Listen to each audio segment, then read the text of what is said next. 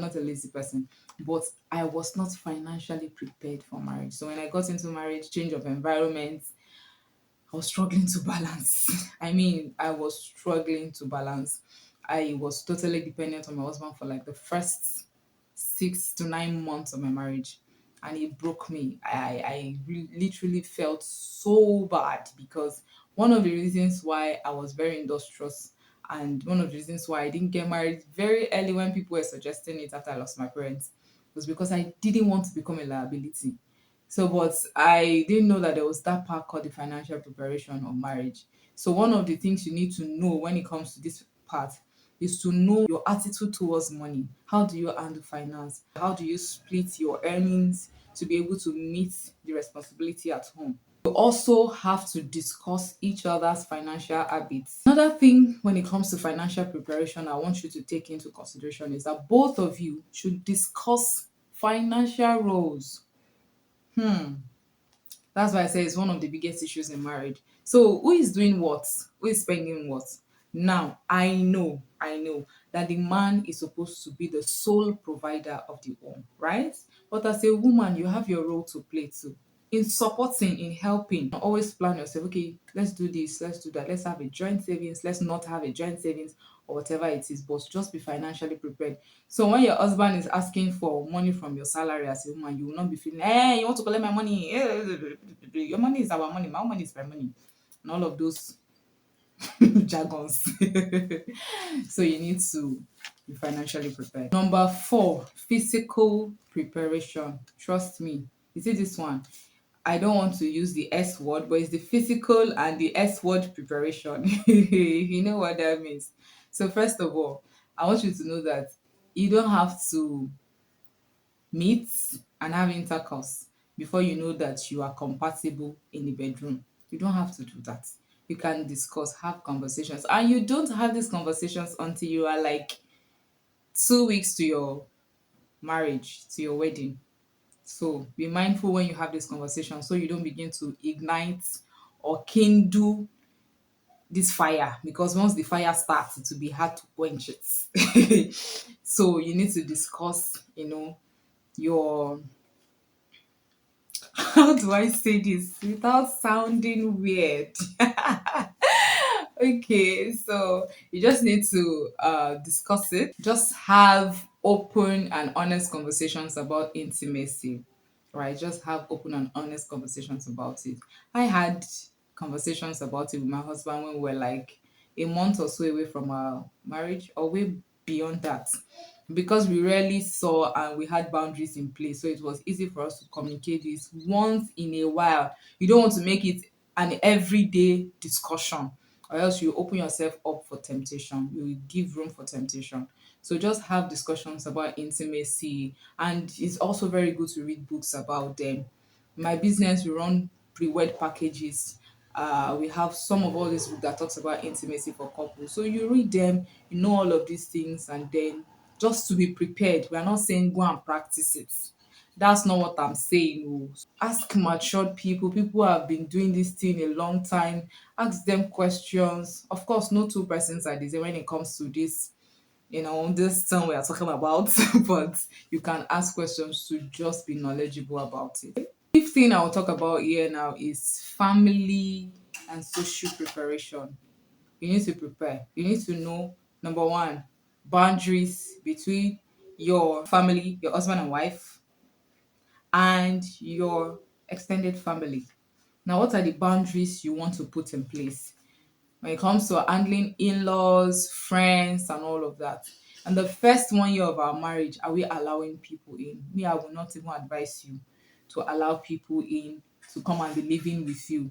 So you need to make all of these family preparations. How many children do we want to have? You don't go there and you put one, two, three, and that's why people now start talking about how many children you want to finally settle for in this economy. Oh my God, you buy pampers tire. Okay, that was on a lighter note, anyways. So you need to start making all of these preparations. Okay, how many children do you want to have? I know most people always have conflicting ideas about the number of children they want to have, but this is the time for you to plan it. Okay, how do we relate with in-laws? What system do you want to put in place in your home? When you start having children, how do you want to train them? What's your, you people need to, there's a lot to do. And you see, most of this preparation, you do them when you're having communication with your partner. The last point I'll be making in this video. And this now is the most important. Perhaps that's why I kept it for last. Spiritual preparation.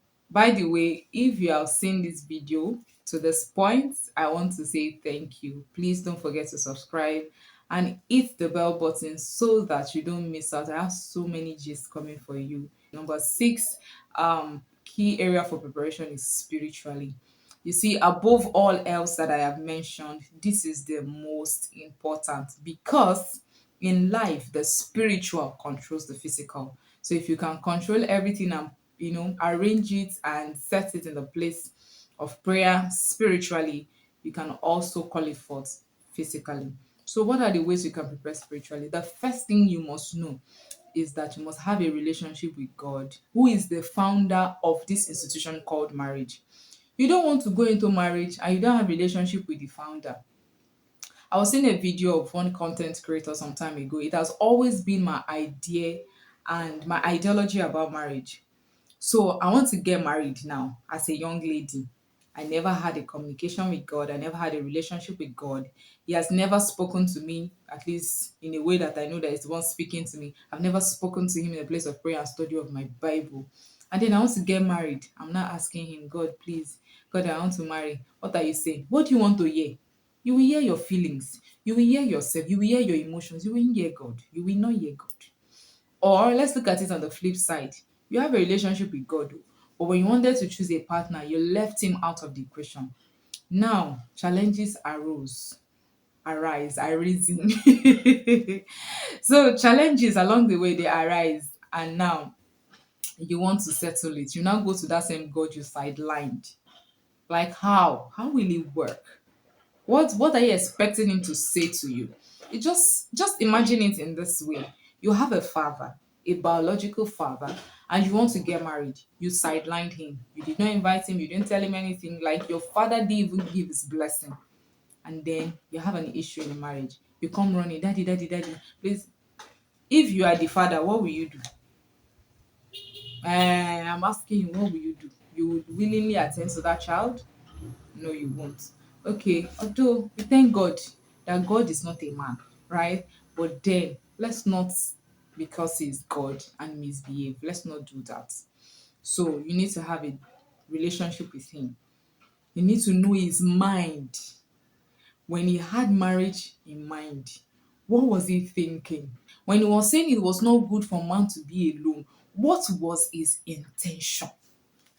Ask him.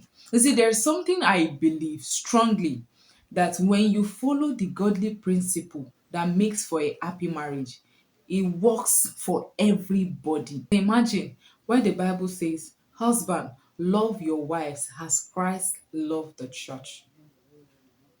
That is the principle generally.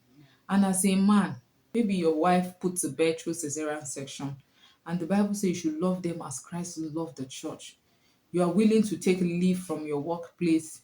You're willing to do everything you can to see that she gets back on her feet. For another person, it could be that she's going through a traumatic experience from her past. You are to love them as Christ loved the church. This is not to say that you are not hot or you are Jagaban. Mm-mm. You are hot because she's hot. But then you don't, because of that experience she's going through, that pain she's going through, and you say, you know what, I'm done with this marriage. I never knew you this thing was like this. Everybody go and sort yourself. You see that it's the same principle, but in different situations. If applied, you will get the same result. A happy home, a happy marriage. So the same way when the Bible talks about why being submissive, submissive is not subjugation, it's not slavery. It simply means that you allow God. You have your own thing that you want to do in your mind, but you just allow God to have his way. You allow peace to take place. So your husband is saying, babe, before you go to that church program, please cook for me. You don't go about and saying, is it not God that I'm going to serve? Why don't you go into the kitchen and fix me for yourself? Imagine, what if he's tired? What if he doesn't know what to do in the kitchen? I'm not trying to excuse a man who is irresponsible here now, but I'm trying to say your role as the wife. Why didn't you cook the food before going to church? Why is there is that church time that you now want to starve the man? Even God will ask you. So a lot of times we try to use Christianity and spirituality to do wrong things. I will say, after all, it's God we are serving. My husband is not greater than God. God will ask you. This thing called preparation, it starts from now. I said understanding what God's purpose for marriage. You need to understand it. God, what are you saying concerning my marriage? Because God's intention for marriage is always good.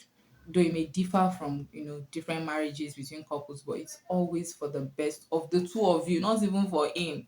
It doesn't have anything to gain or lose, but it's for the both of you. Another way you can prepare spiritually is to pray for yourself, pray for your partner. You see, you want to talk about, okay, I didn't talk about this when I was talking about family preparation. You also need to want to know the things that goes on in the family of your spouse, and you pray spiritually in preparation. There are some marriages that, or some families rather, that in that family they have so many battles they are fighting. When we got into marriage, my husband asked me, we didn't ask that question before marriage. So when we got into marriage, some months into my pregnancy, he was asking, "Do you people have anything in your family that has to do with pregnancy, childbirth, and all that?" I said, "I don't know," because truthfully, I don't know. I was like, "Okay, whether or not we know, let's still pray." So you need to pray about it. Pray for your spouse, pray for yourself, pray for your spouse work. If you're a man, pray for your wife. This time you need to start praying for her, Lord, whatever she's doing, let her be submissive to your will, let her be submissive to your instruction. Because a woman that is submissive to God will be submissive to her husband. A man that loves God will love his wife. So this thing is not hard. This thing called marriage is not hard at all. It's just that people like to go the hard way. All right, so I hope I've been able to convince you and not to confuse you that you can prepare for marriage. Trust me, no one can be 100% ready for everything that marriage entails. But when you prepare with, through reading, through prayer, through mentorship, through counseling, by looking at people who are doing well in marriage, and learning from them, you can also get better. You develop yourself, communication skills, and all of these things. You need to learn it, because when you get to marriage, communication, it's also one of the big things that used to cause problems, especially if you don't know how to do it effectively. So I hope that I've been able to convince you and not to confuse you that you can be prepared for marriage. It is going to be a beautiful ride if you just take your time and put all of this into consideration and learn them ahead of time. Okay, so thank you for staying with me up to this point. If you have any question, if you have any contribution to drop, please do that in the comment section. I'll be reading and I'll be responding. Don't forget to like, share, and subscribe to my channel. My next videos will be sharing life stories. I mean, oh, you don't want to miss it. Life stories about people who have treaded this path, especially those who made wrong choices, and what we have to learn from them, and those who made good choices and what we have to learn from them. I'll see you in my next video. Bye for now.